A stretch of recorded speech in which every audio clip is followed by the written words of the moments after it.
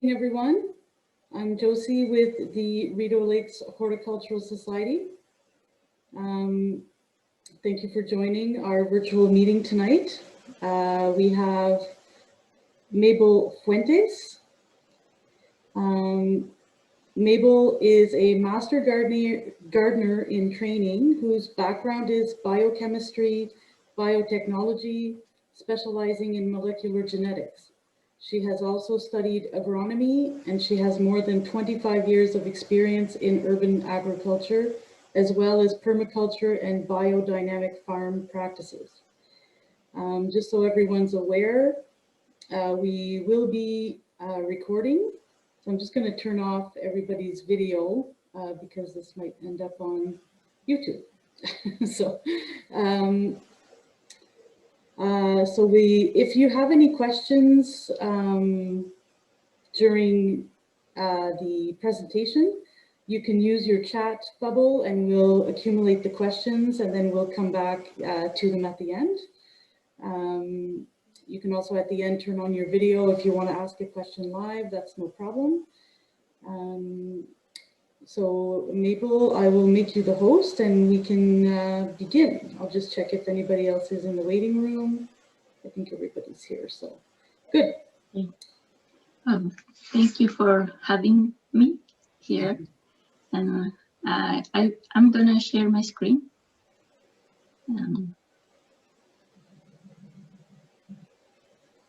Okay, so you're the host now, so it's all yours. Okay.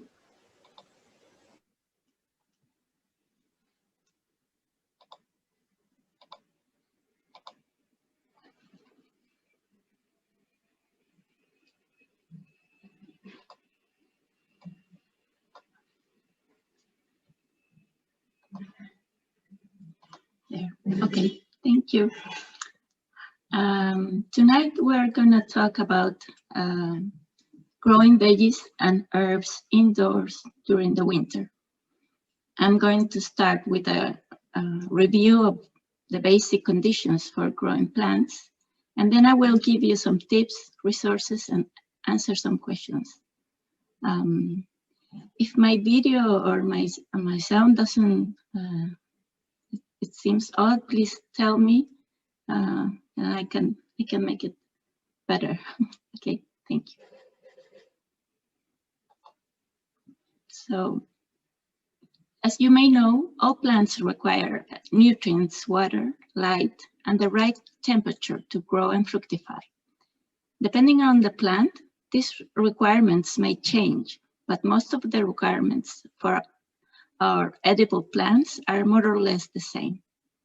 I'm going to talk briefly about each of these factors, but I will focus on the most difficult one to get during the winter, which is light. Soil and nutrients come together, but in some cases, you can prescinde of soil, like on hydroponic systems, where plants grow on water or substrate and are fed constantly. But today I'm going to focus on plants that grow on soil. Plants obtain their nutrients through their roots. The richer the soil, the healthier the plant.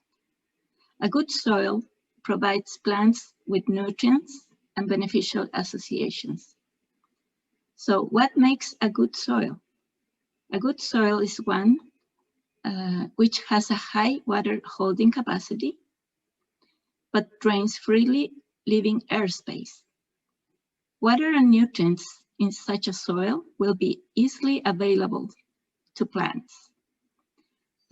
It will be slightly acidic, pH 6 to 6.8, at which level the nutrients required by plants are most freely available. A good soil will have all the nutrients required for growth in the correct balance.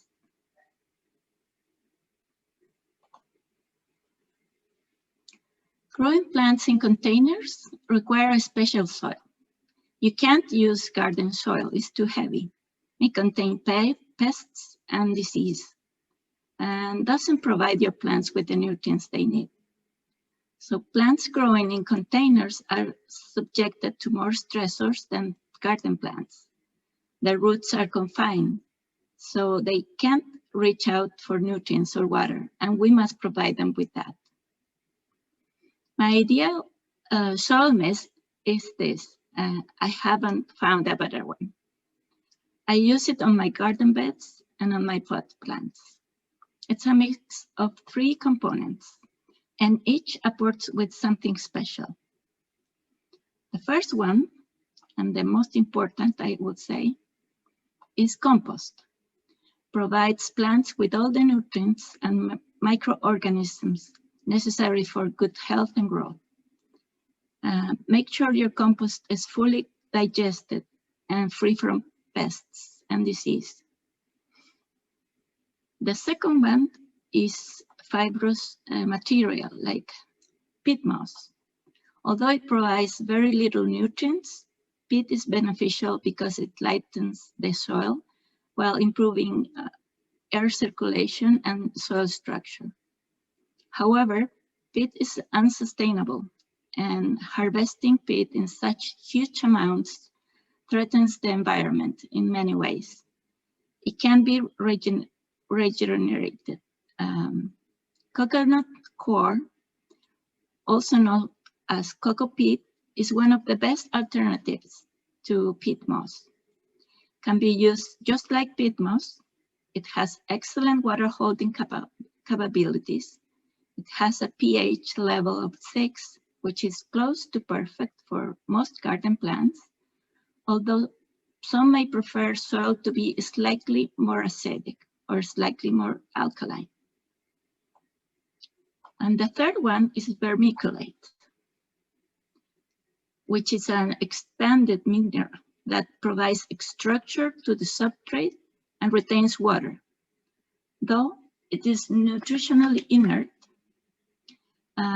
many potting mixes come with perlite, which is that white material that floats when you water your plants. It's similar, but vermiculite stays put and does a better job.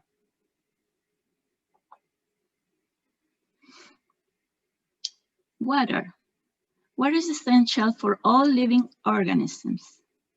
All plants need water to survive, although some get moisture from the air and don't need direct watering.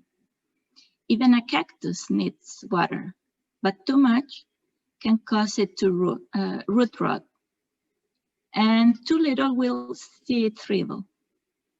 In fact, overwatering is the most common cause of death in indoor plants.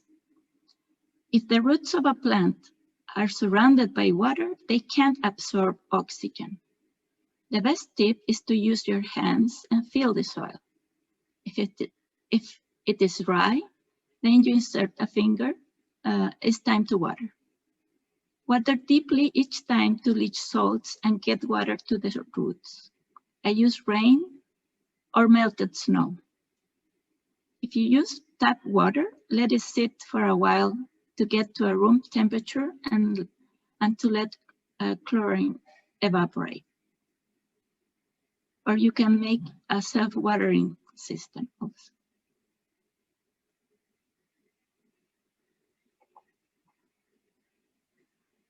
Temperature.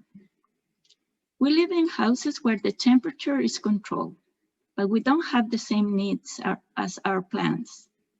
So should be especially mindful about air conditioning settings as well as winter heat settings. An ideal setting will be daytime temperature between 21 degrees to 26 degrees, and a nighttime temperature between 18 to 21 degrees Celsius. Most herbs cannot tolerate cold temperatures, so herbs will grow best if the temperature around them is from 18 to 24 degrees.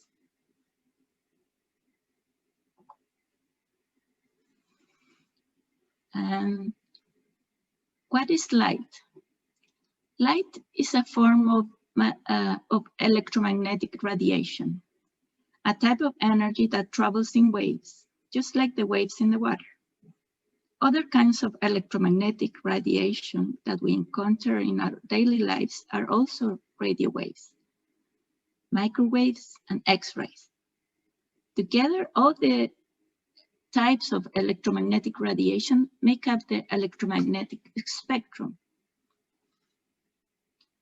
The visible spectrum is the only part of the electromagnetic spectrum that we can see. Humans can see wavelengths between 400 and 750 nanometers. Those are pretty small distances. For you to have an idea, take a meter and divide it by 1,000,000 equal parts.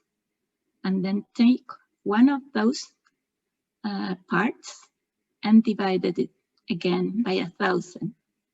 So that way you'll get a nanometer. This is how small we're talking about. Visible light from the sun appears white, but it actually is made up of multiple wavelengths of light colors. You can see these different colors when light passes through a prism or through raindrops and makes a rainbow. If you see the spectrum, red light has the longest wavelength and the least energy, while violet light has the shortest wavelength and the most energy. Then a higher energy is still our ultraviolet rays. But light is not only waves, also is composed of energy units called photons. It's complicated, I know. So it's both a wave and a particle. So what all of this has to do with plants? Well, plants convert the energy from the sun's light to chemical energy by a process called photosynthesis. However, the various wavelengths in sunlight are not all used equally in photosynthesis. Plant and other photosynthetic organisms contain light-absorbing molecules called pigments that absorb only specific wavelengths of visible light while reflecting others. You can see here. In the diagram, you can see the absorption spectra of 3 key pigments in photosynthesis: chlorophyll A, chlorophyll B, and beta-carotene. What a pigment doesn't absorb is reflected, and the reflected light is what we see as color. That's why we see plants green, because they reflect in that range. So what wavelengths plants use? Violet blue light in the 400 to 520 nanometer range encourages chlorophyll absorption, photosynthesis, and growth. Those are green parts. Red light in the 610 to 720 spectrum range promotes flowering and budding. Those are colorful plant parts.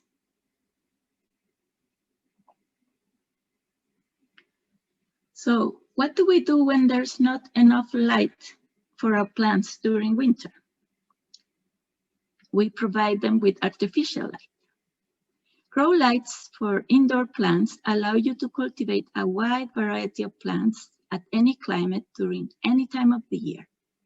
These growing lights are specially designed to substitute natural sunlight, stimulating photosynthesis and providing the right color spectrum where the plant can grow and flourish. Before purchasing a light, be sure to check out the provided color spectrum. Lights can provide a full spectrum are the ideal choice for your growing space. This is where LED lights come in handy. Most LED growing lights offer both types of color spectrum lighting, so you can get all the benefits.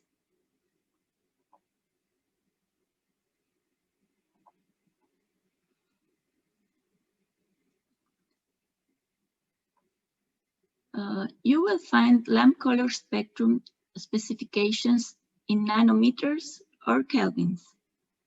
They not measure the same thing and cannot be converted. But so what's the difference? Kelvin temperature indicates the perceived color of the light source and generally range from 1000 to 8000 Kelvin. The higher the temperature, the bluer the light will appear. And the lower the temperature, the warmer the light will appear. A certain Kelvin temperature consists of nearly infinite number of wavelengths to produce a perceived color. Nanometers, on the other hand, measure a specific wavelength. Even if the Kelvin temperature appears blue, it is actually a combination of wavelengths of different nanometers. So if your light bulbs come in kelvins, you want to know what that foliage is grown around 6500 Kelvin. Flowers and fruit needs warmer lights around 3000 Kelvin. If you're shopping for lights based on their warmth, you can choose a warm and a cold one, and you will be covered.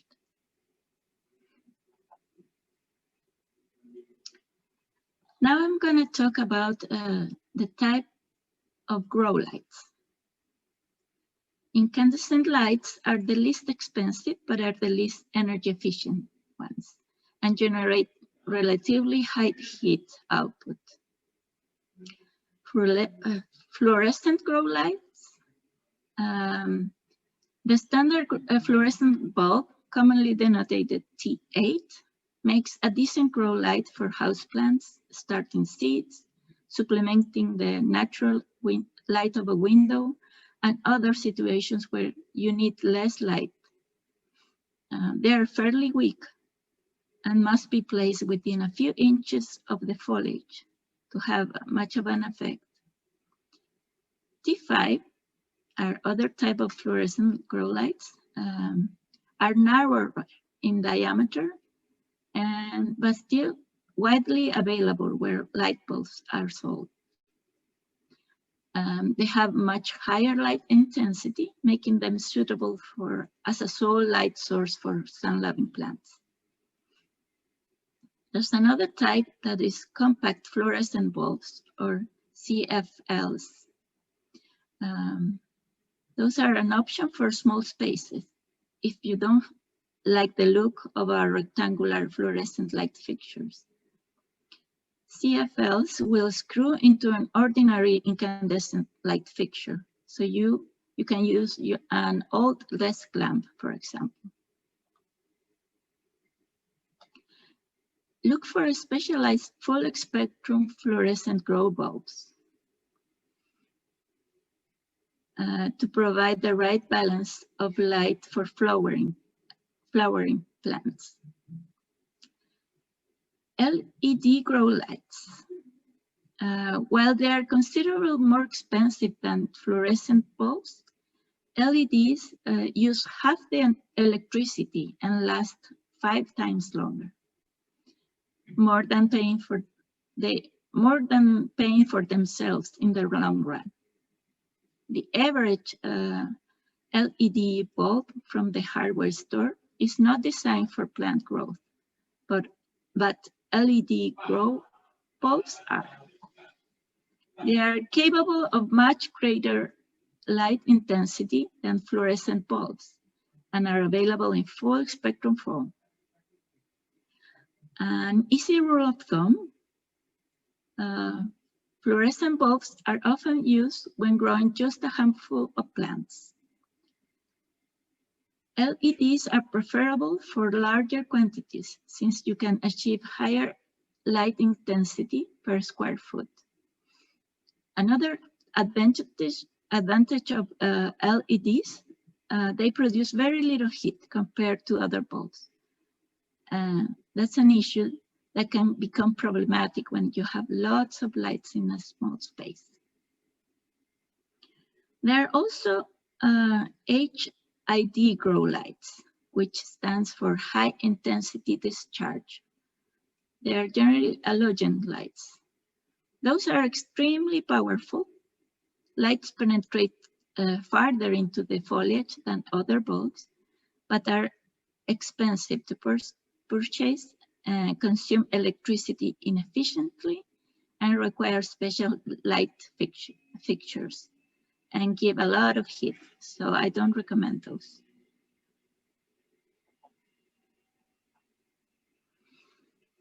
Installation requirements vary drastically depending on the scope of your indoor garden and the type of bulb used. But here are a few basic steps to get you started. First, figure out how many bulbs do you need. Most edible plants require at least 30 watts per square foot, but fruiting species like tomatoes generally won't produce abundant high-quality fruit without 40 to 50 watts per square foot. Wattage is always indicated on the bulb package. Simply multiply the square foot footage of your growing area by the number of watts you plan to provide, between 30 and 50. Then divide by the number of watts supplied by the bulbs you plan to use.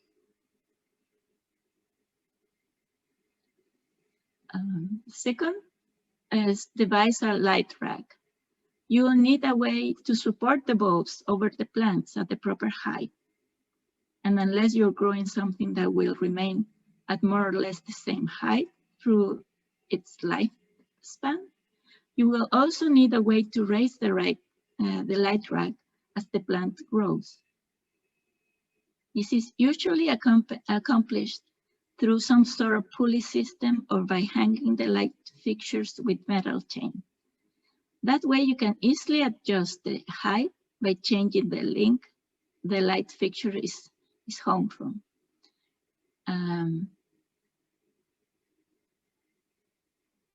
And add the necessary accoutrements. It is generally wise to plug your lights into a timer to ensure they get the proper amount of light and that it has the same time each day.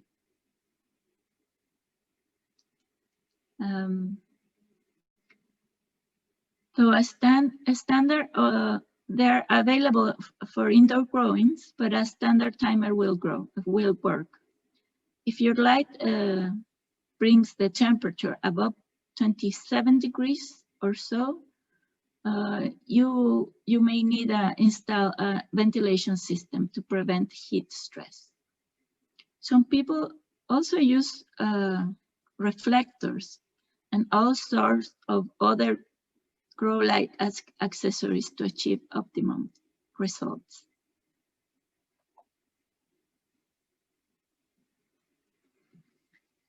How long should I leave the grow lights on? Plants grown indoors require more hours of light than those grown outdoors.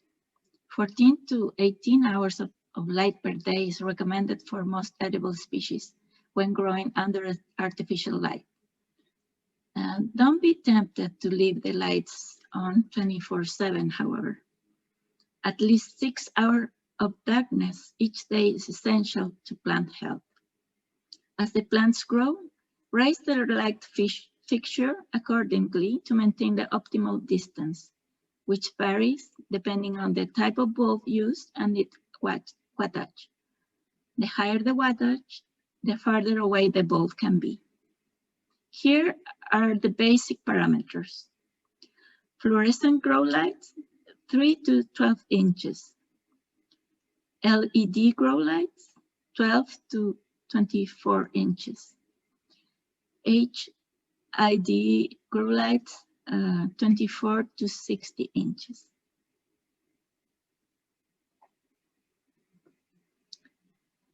And now we're going to talk about some common problems that you may encounter with your plants.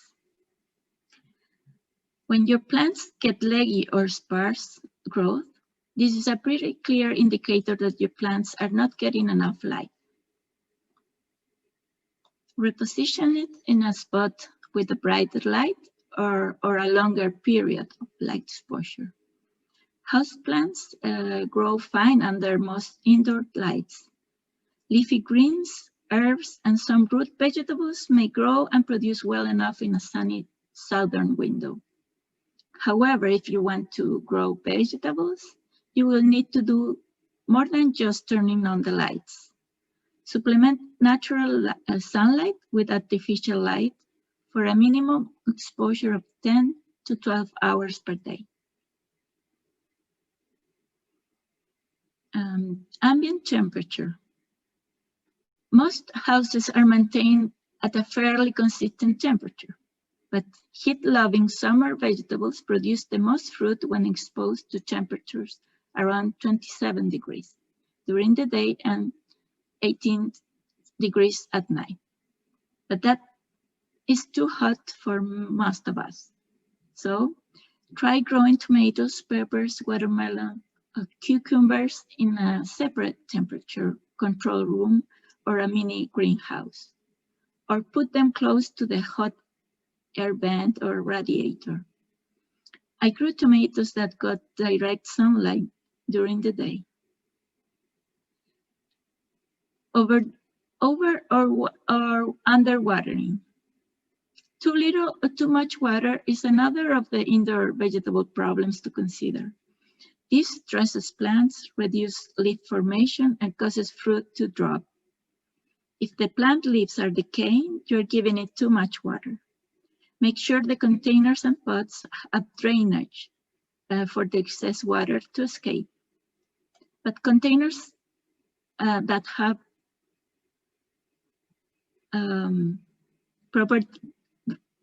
buy containers that have proper drainage. Otherwise, drill holes at the bottom of the containers yourself. You can also try adding small-sized rocks to the container before adding soil. But with the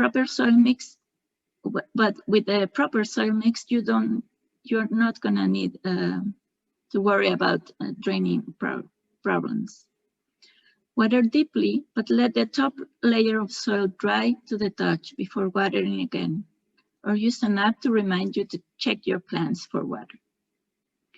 You can use moisture meters too. Another problem is the lack of humidity. This is one of the most common problems of indoor growing due to the drying effects from air conditioners and heaters. It's not a watering problem because it's related to the air moisture content. Low humidity makes the plants close their stomata. Those are the little pores that allow them to breathe and transpire. So dry air slows plant growth and make it harder for your veggies to uptake water from the soil because it evaporates too quickly. A solution will be spray the plant leaves with salt-free water at least once a day. A humidifier may be a good idea to keep the air from drying out. Other problem is the incorrect use of fertilizer. Too much, too little, or simply the wrong type of fertilizer are common problems with indoor edibles and can impede growth and fruit production. The solution will be research what type of fertilizer is recommended for each species of plants. Feed plants only as needed and be aware of the type of stage they are. For example, tomatoes are more nutrient dependent than greens. Sometimes failure to produce fruits is one of the major indoor vegetable problems with which gardeners experience. Without insects to transport pollen to different flowers or wind to distribute pollen to self-fertilizing plants, fruiting plants will produce few, if any, vegetables. A solution, use a fan or gently shake self-pollinating plants to help distribute the pollen. Hand-pollinate flowers for species which normally rely on insect pollinators, like cucumbers.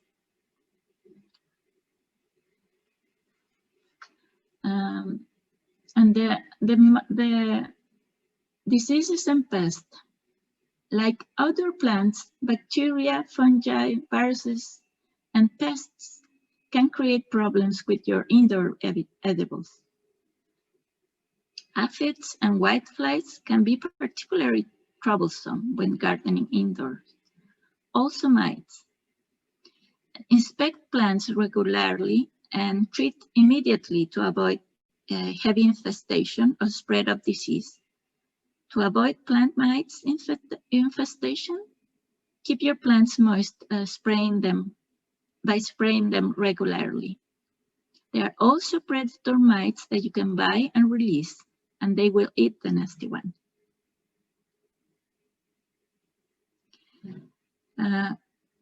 One frequent problem is damping off. It is caused by several different pathogens that kill or weaken seeds or seedlings before or after they germinate. It is most prevalent in wet and cool conditions. Sowing seeds in a sterilized growing medium can be effective, although fungal spores may still be around, either in the seeds themselves or after sowing, in water or in the wind. To reduce survival of the pathogens, remove and discard diseased plants and sterilize container to remove dust, planting medium, and soil particles which spores can survive. Maintaining drier conditions with better air circulation helps prevent the spread of the disease, although it can also prevent or slow down the germination. So you have to keep a good balance between these two. So here is a list of plants that you can easily grow. You can start your seedlings indoors. You can grow easily green salads like microgreens, sprouts. You can grow herbs, strawberries, tomatoes, peppers. You can even grow potatoes, carrots, green onions. And if you have space, you can grow cucumbers and beans. Sweet potatoes also, those are beautiful. Yeah. I think those are better than most house plants. And you can grow ginger too. You can grow trees and shrubs too. I've grown citrus, olives, avocado, loquat, rosemary, bay leaf, lemon verbena, and citronella geranium, to name a few. And be creative and have fun. These are great books that I recommend for inspiration. Any plant that you can grow in a container, it can be grown indoors. So I really recommend these books, especially this one. And here, if you need more information, you can visit our website, It's redoubt1000islands mastergardeners.com. Or if you need some seeds or any other information, I recommend this site, the Ecological Seed Finder. And thank you, and happy gardening.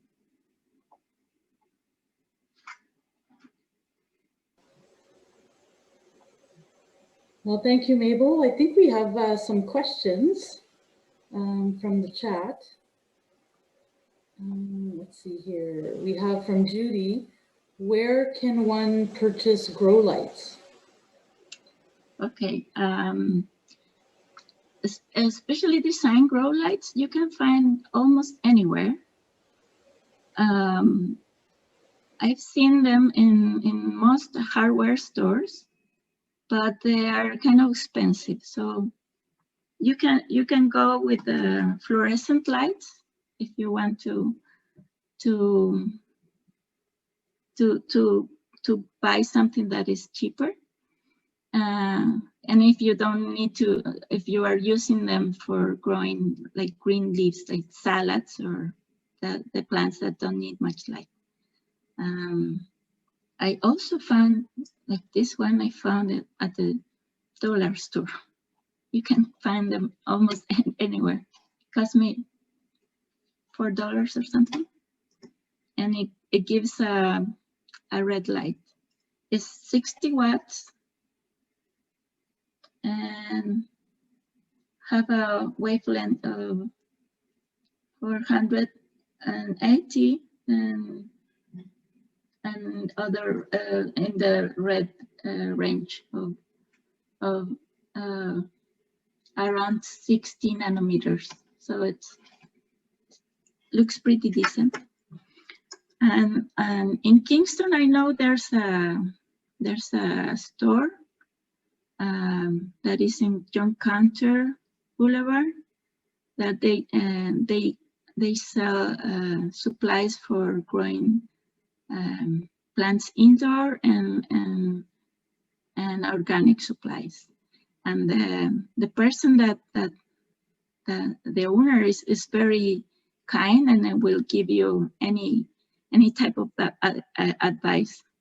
I remember visiting him and he was so happy that a person wanted to grow tomatoes instead of cannabis. So he was very helpful.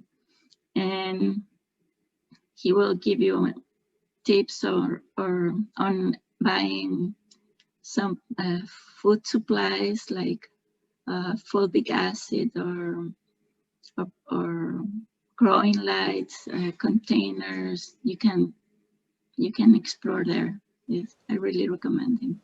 And that's on John McDonald, you said? And John Cantor Boulevard. Okay. Yeah.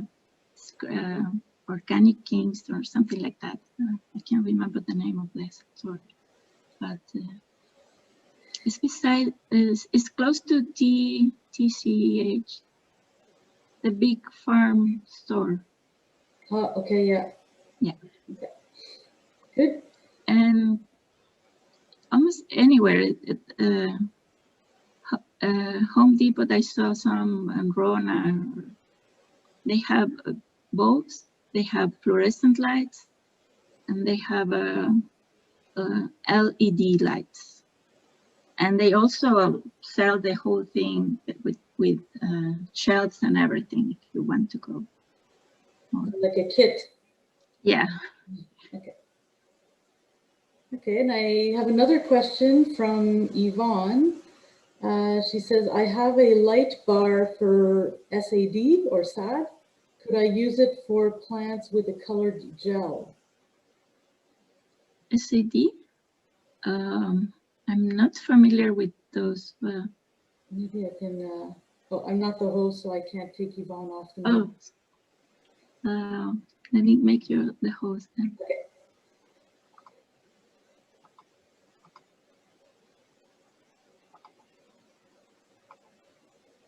Yeah. Okay, so Yvonne, I'm going to ask you to unmute and maybe you can... I was just writing it in. SAD is season affective disorder. Oh, okay. It's a big box, like it's a light box, so it's probably about 12 by 12 or 14 by 12 inches of light surface. If you those lights, they came in with the specifications. You could look at Okay, what right. the color, the kelvins that are used, and Right. the Okay. watts. So maybe I would say maybe those are also good for growing plants. Yeah, Okay. Thank you. you're welcome.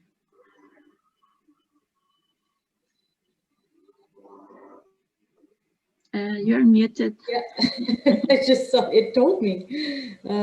Does anyone else have any more questions? Oh, Joyce have a question. Here's one. I was watching the new documentary Return to Eden, and they visited a big grower in Germany that was using it on certain colors. I think they used red and blue. Yes. The red one and the blue ones, if you complement them, you can get the full spectrum the plants need. So do you have to, like, different colored lights you use in the morning and then something different in the afternoon, or? I just provide them with the light, the more spectrum they need, because they know what they need. Plants know. But if I want to, let's say, produce more flowers, I would put them in a red range of light. That's especially plants can sense when the light changes during the seasons, so they adjust their cycles depending on the light, and they can sense the red light when winter is coming. So at the end of the summer, they can sense more red than blue, and they flower and produce fruits. So Okay, and she asks, have you experimented with colors? no, but I know that they sell lights that are blue or red. I tend to put red containers though that reflect red. So I don't know if that works, but it seems to me that the plants are happier in red containers. The other plants sense the red reflected in the light, so I don't know, maybe that's the explanation. It makes sense. Okay, any other questions from anyone? Okay, and did you have anything to add, Mabel? Maybe I can put in the YouTube. Oh, here's another question. For a novice indoor vegetable and herb gardener, what do you recommend starting with?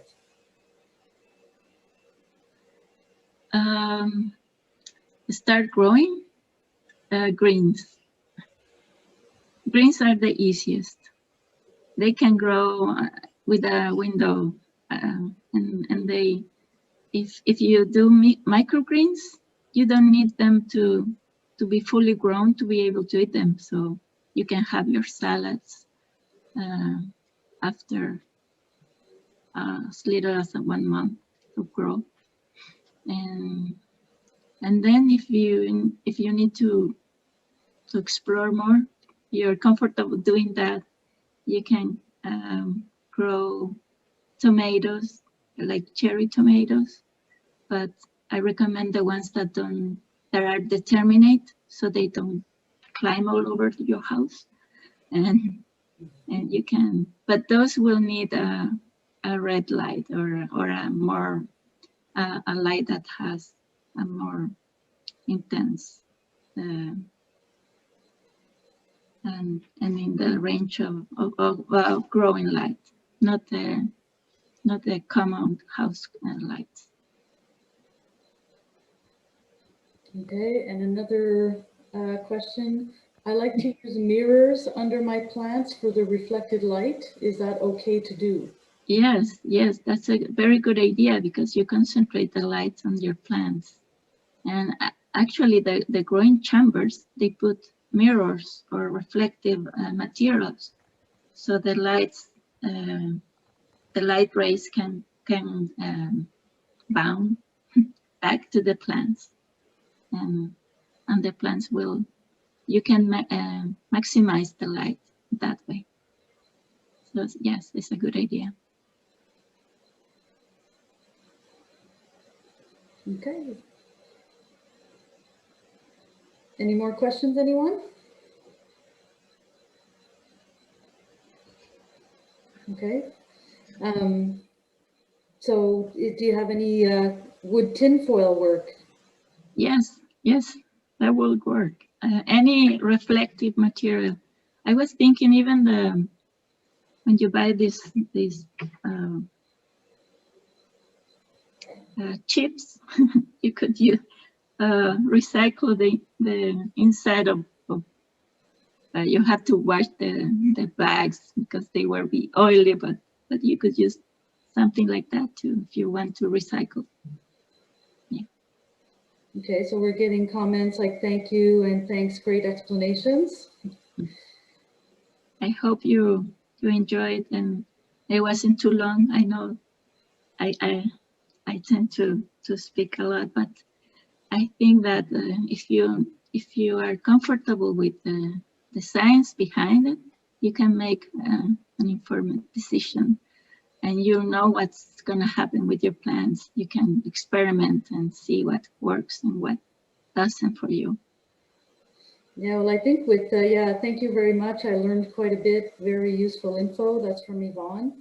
I think with all the explanation of like the lights, the soil, it seems a little bit less intimidating when you understand a little bit more. So good. Well, thank you very much for your presentation. Thank you for having me. Yes. And thank you everyone for joining. The presentation will be on YouTube.